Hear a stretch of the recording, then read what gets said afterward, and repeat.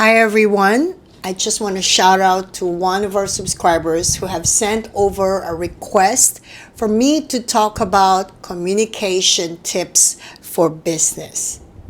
I've just came back from a month of being away, recovered from COVID the third time around. So I was just posting poll,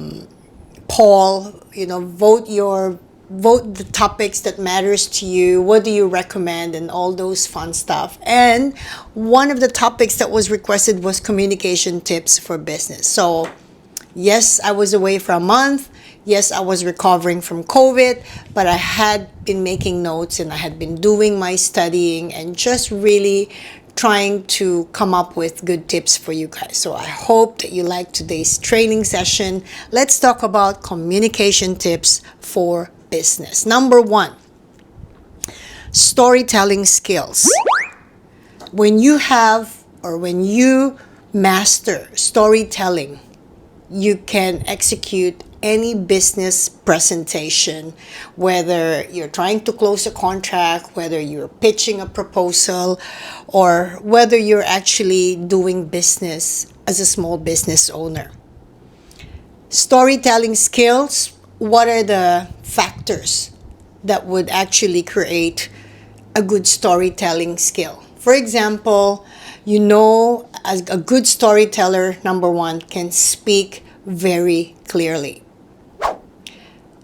A good storyteller is in control of the flow of the presentation from beginning to end.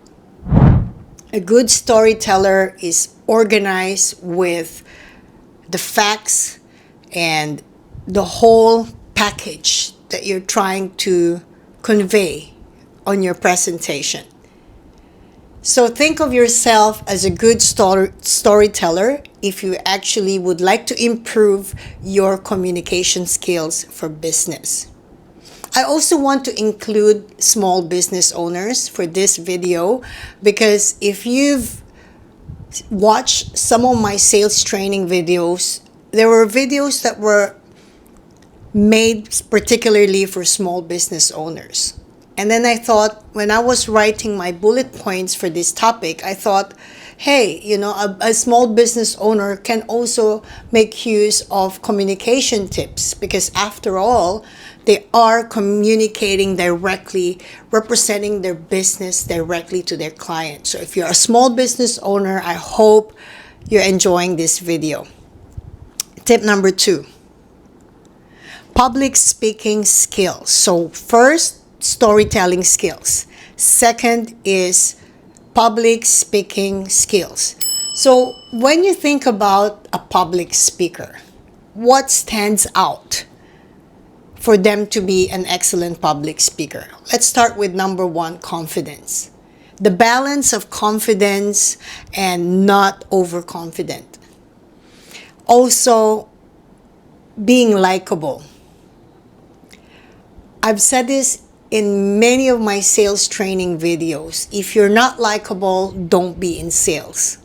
If you're not likable, you can't be representing a brand. You can't be communicating a product because that would take away the beauty of the product because you are not likable. As harsh as it sounds, but there are just people who are not likable and there are just people who are totally likable without them making so much effort. So public speaking skills, naturally, if you want to have good communication or improve your communication skills for business, whether you're B2B, B2C, or you're a small business owner, master the art of being likable. From how you convey the message, how you present yourself, how you interact, how you joke around, the language that you use, the tone that you use. There's so many, the list goes on and on. So number 2 tip, public speaking skills. Now let's get on number 3. Number 3, communication tips for business. Number 3, time management in communication. So I think I want to use when you're actually doing a presentation. Again, B2B, B2C, or you are a small business owner and you're trying to make a presentation for your client, for your prospect, very important that you're able to, or you master time management in communication. So what does that mean? You know that time is of the essence when you're actually meeting a client. So let's say you make an appointment and your prospect expects you to run the presentation or communicate a product or run a meeting for that matter for, let's say, an hour. You need to be able to communicate everything that you needed to in the agenda that are so valuable, and you need to manage your time from the beginning of the meeting up to the very end. Not that, I've experienced this myself. I've attended meetings that go over time, and I'm like, okay, I have to go to the next meeting, but the presenter or the person in charge or the host of the meeting has been not really very good with time management, to say the least. And so the meeting is extended, the meeting is lengthened, and so therefore it creates that angst amongst people in the meeting. So time management in communication, meaning to say you need to be able to manage the time that you need to allocate for certain area or topics or pieces in the meeting that you want to convey during the meeting with your business partners or clients or prospects. Tip number 4, clarity in visual communication. So clarity in visual communication. So of course, at the end of the day, to be effective in communicating, you need to be clear. You need to be understandable. In other words, you are there to communicate clearly and achieve what you are aiming for at the end of the meeting. And so I have experienced this myself many times. I've attended meetings that I would say, oh, that was a good meeting. But at the same time, I've also attended meetings where I ended up getting more confused because of the lack of clarity with communication, or the visual communication is quite lacking. So take note of that, tip number 4 as well. Number 5, email etiquette. Yes! Email etiquette, very, very, very common that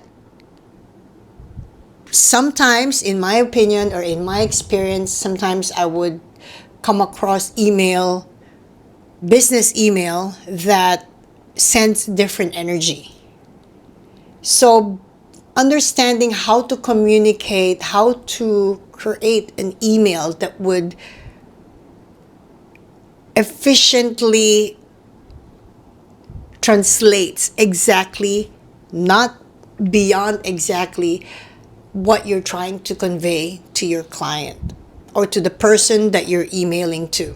So email etiquette. Of course, we can go online and access a lot of templates, a lot of samples. If it's a very critical, if it's a very important email, go and check online ways to create or templates that would give you an idea on how you would tone your email. So email etiquette, very important on business communication, because the person receiving or reading your email may have different impressions if the way you word or the way you create a flow on your email might be sending a different or a wrong message. Number 6, questioning techniques. Questions or answers. In sales, questions or answers especially. So my suggestion here is, if you are conducting a meeting, for example, or you're conducting a presentation, very important for you to also take note of your questioning techniques.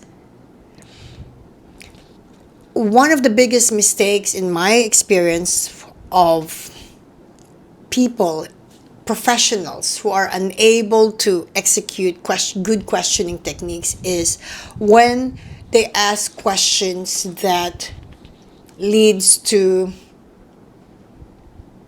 a wrong impression. So it's also I mean, when I was writing this bullet points, I was thinking there's also the communication gap based on the culture. So for example, you work in the company, right, where your company consists of so many people from so many countries. So there's already